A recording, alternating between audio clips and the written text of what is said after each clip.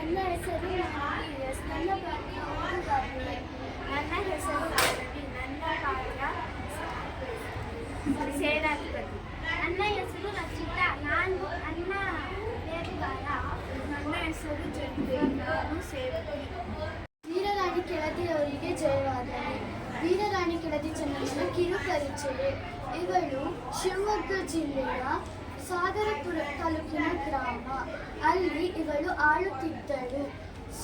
ಶಿಕಾರಿಪುರದ ಕೋಟಿಪುರ ತಾಲೂಕಿನಲ್ಲಿ ಸಿದ್ದಪ್ಪ ಶೆಟ್ಟಿ ಎಂಬಾತನ ಮಗಳು. ಅಲ್ಲಿ ಸೋಮಶಂಕರ್ ಎಂಬಾತನ ಪತ್ನಿ. ಜಂಗಮರೇ, ಏನು ನಿಮ್ಮ ಸಮಸ್ಯೆ? ತಾಯಿ ನಮಸ್ಕಾರ. ನಾವು ಜಂಗಮರಲ್ಲ. ನಾನು ಛತ್ರಪತಿ ಶಿವಾಜಿಯವರ ಮಗ ರಾಜಾರಾಮ್. ಏನು, ನೀವು ಛತ್ರಪತಿ ಶಿವಾಜಿ ಅವರ ಮಕ್ಕಳೇ? ನನ್ನಿಂದೇನಾಗಬೇಕು? ಬನ್ನಿ, ಕುಳಿತುಕೊಳ್ಳಿ. ತಾಯಿ, ಈ ದುಷ್ಟದ ಔರಂಗಜೇಬನು ನಮ್ಮ ಸಹೋದರರಲ್ಲಿ ಸೆರೆಹಿಡಿದಿದ್ದಾನೆ. ಈಗಾಗಲೇ ನನ್ನನ್ನು ಕೂಡ ಹಂಚಬೇಕೆಂದು ಆರಂಭಿಸಿದ್ದಾನೆ. ಅದಕ್ಕಾಗಿ ಅವನ ಸೈನ್ಯಗಳನ್ನು ಕಳಿಸಿಕೊಟ್ಟಿದ್ದಾನೆ. ಅವರ ಕಣ್ತಪ್ಪಿಸಿ ಇಲ್ಲಿಗೆ ಬಂದಿದ್ದೇನೆ ತಾಯಿ. ಬೇರೆ ರಾಜರಾರು ನಿಮಗೆ ಆಶ್ರಯ ನೀಡಲಿಲ್ಲವೇ? ಇಲ್ಲ ತಾಯಿ, ಆ ಔರಂಗಜೇಬನ ಎದುರಕ್ಕೆ ನನಗೆ ಯಾರು ಕೂಡ ರಕ್ಷಣೆ ನೀಡಲಿಲ್ಲ ತಾಯಿ. ಇರಲಿ, ಛತ್ರಪತಿ ಶಿವಾಜಿ ಅವರ ಮಕ್ಕಳಿಗೆ ಆಶ್ರಯ ನೀಡುವುದು ನಮ್ಮ ಕರ್ತವ್ಯ. ಇದೇ ಕನ್ನಡಿಗರ ಪರಂಪರೆ. ತಿಮ್ಮಣ್ಣ ನಾಯಕರೇ, ರಾಜಾರಾಮನನ್ನು ನಮ್ಮ ಅತಿಥಿ ಗೃಹಕ್ಕೆ ಕರೆದೊಯ್ಯಿರಿ. ರಾಮಗಳು ತಾಯಿ. ಆಗಲಿ ತಾಯಿ.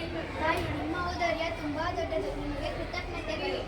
ನಾಯಕರೇ, ರಾಜಾರಾಮನಿಗೆ ಆಶ್ರಯ ನೀಡುವ ಬಗ್ಗೆ ನಿಮ್ಮ ಅಭಿಪ್ರಾಯವೇನು? ಅಮ್ಮ, ನೆನಪು ಮಾಡಿಕೊಳ್ಳಿ. ಶಿವಾಜಿ ಮಹಾರಾಜರು ನಮ್ಮ ರಾಜ್ಯದ ವ್ಯಾಪಾರ ಕೇಂದ್ರಗಳಾದ ಕುಂದಾಪುರ, ಗೋಕರ್ಣ ಮೇಲೆ ದಾಳಿ ಮಾಡಿದ್ದರು. ಅಲ್ಲಿ ನಮಗೆ ಸೇರಬೇಕಾಗಿದ್ದ ತೆರಿಗೆ ಹಣವನ್ನು ಕಿತ್ತುಕೊಂಡು ಹೋಗಿದ್ದರು. ನಿಜ ತಿಮ್ಮಣ್ಣ ನಾಯಕರೇ. ಸಪ್ನವೀಸ ಕೃಷ್ಣಪ್ಪಯ್ಯನವರೇ, ನಿಮ್ಮ ಅಭಿಪ್ರಾಯವೇನು? ನಾವೀಗ ರಾಜಾರಾಮನಿಗೆ ಆಶ್ರಯ ನೀಡುವುದು ಕಷ್ಟಕರ. ಆ ಔರಂಗಜೇಬನಿಗೆ ತಿಳಿದರೆ ಆತನು ನಮ್ಮ ರಾಜ್ಯದ ಮೇಲೆ ದಾಳಿ ಮಾಡುತ್ತಾನೆ. ಆತನದು ಬಲದಿಂದ ಸೈನ್ಯ, ನಮ್ಮದು ಚಿಕ್ಕ ಸೈನ್ಯ. ಅಪ್ಪಾಜಿ, ನೀವೇನು ಹೇಳುತ್ತೀರಿ?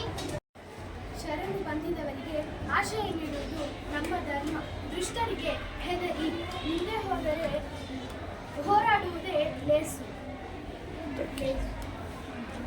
ಹೇಳುವುದು ನಿಜ. ಈಗ ರಾಜಾರಾಮನು ನಮ್ಮನ್ನು ಆಶ್ರಯ ಬೇಡಿ ಬಂದಿದ್ದಾರೆ. ಅವರಿಗೆ ಆಶ್ರಯ ನೀಡುವುದೇ ನಮ್ಮ ಧರ್ಮ. ಇದೇ ಕನ್ನಡಿಗರ ಪರಂಪರೆ. ಕೊಳ್ಳುವವನಿಗಿಂತ ಕಾಯುವವನು ದೊಡ್ಡವನು. ನಮ್ಮ ಧರ್ಮವೇ ನಮ್ಮನ್ನು ಕಾಪಾಡಿಸುತ್ತದೆ. ಹೌದು ತಾಯಿ, ಮಾತ್ರ ಸತ್ಯ. ಹಾಗೇ ಆಗಲಿ. ನಮಸ್ಕಾರ ತಾಯಿ. ಅಮ್ಮನ್ನು ಭೇಟಿಯಾಗಲು ಬೇಹುಗಾರ ಒಬ್ಬ ಕಾಯುತ್ತಿದ್ದಾರೆ. ಬೆಳೆಸಿಕೊಂಡರೆ ಕಲಿಸಿ. ನಮಸ್ಕಾರ. ಒಂದು ಆಘಾತಕ್ಕಾಗಿ ಸುದ್ದಿ. ಪರವಾಗಿಲ್ಲ, ಹೇಳಿ. ತಾವು ರಾಜಾರಾಮನಿಗೆ ಆಶ್ರಯ ಕೊಡುವುದಿದ್ದೇನೆ. ಔರಂಗಜೇಬನು ಬಹಳ ಕೋಪಗೊಂಡನು. ರಾಜವನ್ನು ಮುಟ್ಟಲು ಸೈನ್ಯವನ್ನು ಕಳಿಸಿದನು. ರಾಜಾರಾಮನನ್ನು ಔರಂಗಜೇಬನಿಗೆ ಒಪ್ಪಿಸಬೇಕೆಂದು. ಇಲ್ಲದಿದ್ದರೆ ಯುದ್ಧಕ್ಕೆ ಹೋಗಿ. ನೀವು ರಾಜಾರಾಮನಿಗೆ ಆಶ್ರಯ ನೀಡಿದ್ದೇವೆ. ಅವರನ್ನು ಒಪ್ಪಿಸುವುದು ಸುಲಭದ ಮಾತಲ್ಲ. ಕೃಷ್ಣಪ್ಪಯ್ಯನವರೇ, ಇದಕ್ಕೆ ಮುಂದಿನ ದಾರಿ ಏನು? ತಾಯಿ, ನಾವು ಕನ್ನಡಿಗರು ಕಲಿತರದಿಂದ ಕಾದಾಡೋಣ. ಜಯಪ್ಪ ಜಯವಾಗಲಿ. ಶಿವನ ನಿಚ್ಚೆ. ಯುದ್ಧವೇ ನಮಗೆ ಉಳಿದಿರುವ ದಾರಿ. ಮಹಾರಾಣಿಯವರೇ, ಕೃಷ್ಣಪ್ಪಯ್ಯ ಹೇಳಿದ ಮಾತು ಸತ್ಯ. ಯುದ್ಧಕ್ಕೆ ಆದೇಶ ನೀಡಿರಿ. ಕನ್ನಡಿಗರ ಕಲಿತನ ತೋರಿಸೋಣ. ಯುದ್ಧಕ್ಕೆ ಸಿದ್ಧತೆ ಮಾಡಿಕೊಳ್ಳುವುದೇ ಸಭೆಯ ತೀರ್ಮಾನ. ಸೇನಾ ನಾಯಕರೇ, ಮಂತ್ರಿಗಳೇ, ಸೈನಿಕರೇ, ಯುದ್ಧಕ್ಕೆ ಸಿದ್ಧತೆ ಮಾಡಿಕೊಳ್ಳಿ. ಅಪ್ಪಯ್ಯನವರೇ, ತಿಮ್ಮಣ್ಣ ನಾಯಕರೇ, ಯುದ್ಧದ ಸಮಾಚಾರಗಳೇನು? ಹೌದು ತಾಯಿ, ನಮ್ಮ ನೆರೆಯ ಅರಸರೆಲ್ಲರೂ ಸಹಾಯ ನೀಡುತ್ತಿದ್ದಾರೆ. ನಮ್ಮ ಸೈನಿಕರು ತಂಡವಾಗಿ ಹೋಗುತ್ತಿದ್ದಾರೆ. ಮಾರ್ಗ ಮಧ್ಯದಲ್ಲಿಯೇ ಅವರ ಡೇರೆಗಳ ಮೇಲೆ ಹಠಾತ್ತಾಗಿ ದಾಳಿ ಮಾಡುತ್ತಿದ್ದಾರೆ. ನಮ್ಮವರ ಈ ಮಿಂಚಿನ ಆಕ್ರಮಣದಿಂದ ಮೊಘಲರ ಸೇನೆ ಹೌಹಾರಿದೆ. ಅಮ್ಮ, ಮಾರ್ಗದ ಮಧ್ಯದಲ್ಲಿ ಜಡಿ ಮಳೆ ಸುರಿಯುತ್ತಿದೆ. ಅದರಿಂದ ಅರಣ್ಯದಲ್ಲಿ ದಿಕ್ಕು ತೋರಿಸುತ್ತಿಲ್ಲ. ಅದರ ಜೊತೆ ಆಹಾರ ಸಿಗದಂತೆ ಸೇನೆ.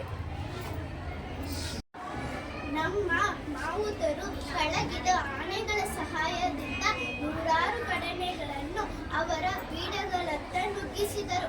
ಇದರಿಂದ ಔರಂಗಜೇಬನ ಸೈನಿಕರು ಮತ್ತಷ್ಟು ಭಯಭೀತರಾದರು. ಪ್ರಾಣ ಭಯದಿಂದ ದಿಕ್ಕೆಟ್ಟು ಓಡಿ ಹೋದರು. ಮಹಾರಾಣಿಯವರಿಗೆ ಜಯವಾಗಲಿ, ಮಹಾರಾಣಿಯವರಿಗೆ ಜಯವಾಗಲಿ. ಮೊಘಲರ ಸೇನೆ ಓಡಿ ಹೋಯಿತು. ಯುದ್ಧದಲ್ಲಿ ನಾವು ಗೆದ್ದೆವು. ಹೌದೇ, ನಮ್ಮ ಕರ್ನಾಟಕ ಕೆಳದಿ ವೀರರು ನಮ್ಮನ್ನು ಕಾಯ್ದರು. ನಮ್ಮ ಪರಂಪರೆ ತಾಯಿ ಭುವನೇಶ್ವರಿ ದೇವಿ ನಮ್ಮನ್ನು ಕಾಪಾಡಿದಳು. ಧನ್ಯವಾದಗಳು. ಜೈ ಕರ್ನಾಟಕ ಮಾತೆ, ಜೈ ಕನ್ನಡಾಂಬೆ.